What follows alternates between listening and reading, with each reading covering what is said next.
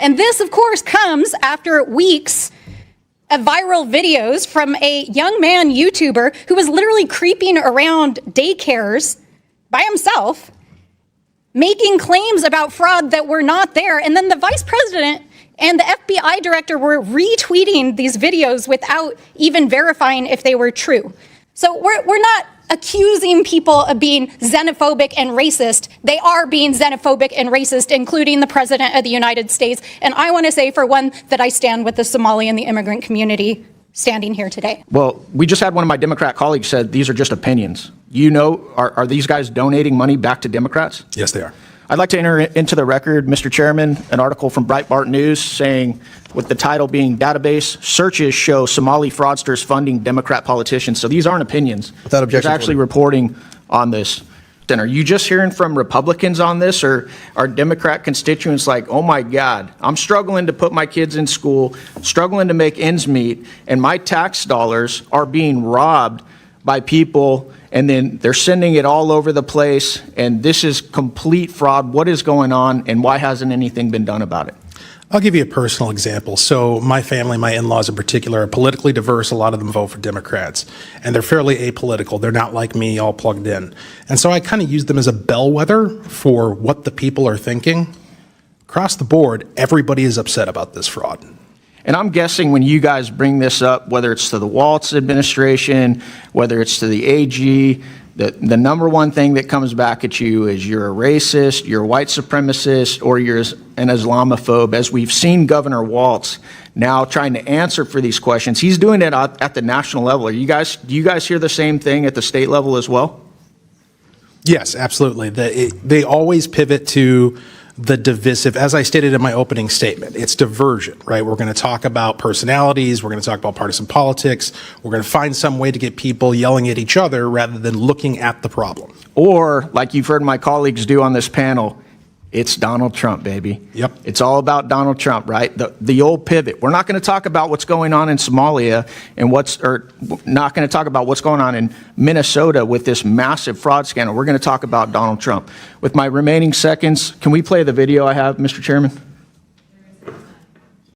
horta aad iyo aadaan ugu faraxsanahay in maanta safaari aan soo gaarnay sida dadka badan ay u og yihiin ciyaalkeena yaryar ilaa iyo number la eg 20 milyan oo ciyaal iskuuley ah waxay cuntadooda ka helaan iskoolka kaliya marka waxaan fursad u helnay in aan sharci soo gudbino oo la dhahayo Meals Act oo u fududeynayo in waqtigaanay pandemic aan ku jirno oo dhalinyarada iskoolka aynan joogin oo guryahooda ay joogaan aynan gaajoonin oo familkoodi wili ay fursad u helaan in cunto ay helaan oo meelo qaarkood laga qaybinayo ay cuntada ka soo qaadan karaan marka aadaan ugu mahad celinaya safari in ay tahay meelaha sayti oo diyaarinayo cunto maalin kasto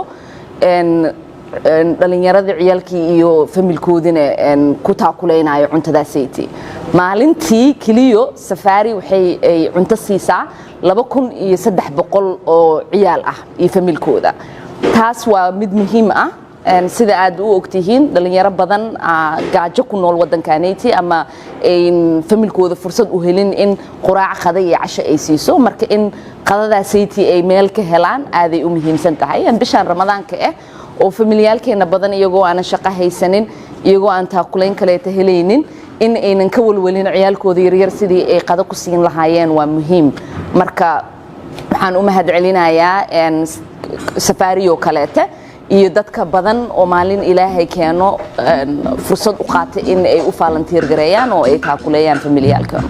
Did you catch that opening clip? Seriously. Representative Melanie Stanbury sat there with a straight face, labeling a serious fraud investigation as xenophobic. Are we even in the same reality? Welcome back, everyone. Today we're breaking down a clip that's blowing up for all the right reasons. Eli Crane isn't just talking, he's a Navy SEAL with an unmatched eye for spotting threats. And he's taking on the ultimate woke defense shield. Stanbury's arrogance in this hearing is next level. She's not defending a program, she's trying to silence the facts by throwing around baseless labels. But watch what happens when Crane lays out the evidence. He doesn't just debate, he drops a video that completely turns the tables on her. If you're fed up with your tax dollars vanishing while politicians play the blame game, this is a must-see. Brace yourself for Eli Crane's masterclass in truth and accountability. Alarming is the reporting that many of these fraudulent companies are then donating the stolen money back to the same Democrats that are protecting them and advocate for these very programs. Is that correct, Mr. Hudson? I would agree with that statement. Well, we just had one of my Democrat colleagues said these are just opinions. Do you know, are these guys donating money back to Democrats? Yes, they are. I'd like to enter into the record, Mr. Chairman, an article from Breitbart News saying, with the title being Database Searches Show Somali Fraudsters Funding Democrat Politicians. So these aren't opinions. Without objection. It's actually reporting on this. Are you guys aware? You guys are elected officials in Minnesota, right?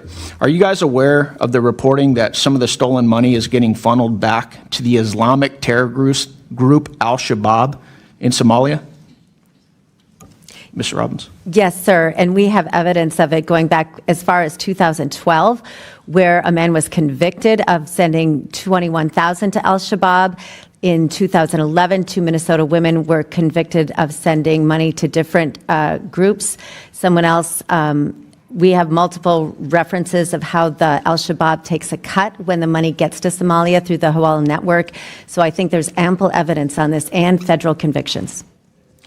Yeah, that. Wow. Just wow. Did you see her face when that video hit? That's the look of a politician caught red-handed. Let's break it down. Eli Crane did exactly what every American wants. He came armed with facts, not feelings, witness testimony, reports, and the knockout moment, a video of Ilhan Omar herself. Meanwhile, Melanie Stanbury sits there defending these programs like they're untouchable, blind to the fact that millions of taxpayer dollars meant for kids in need during a pandemic were being funneled to dangerous groups. Her response? You're mean. You're racist. Standing in front of mountains of evidence about Somali fraud networks, she dismisses it all and points at the messenger. It's more than arrogance. It's a threat to national security. Political optics and loyalty to her allies outweigh protecting American citizens.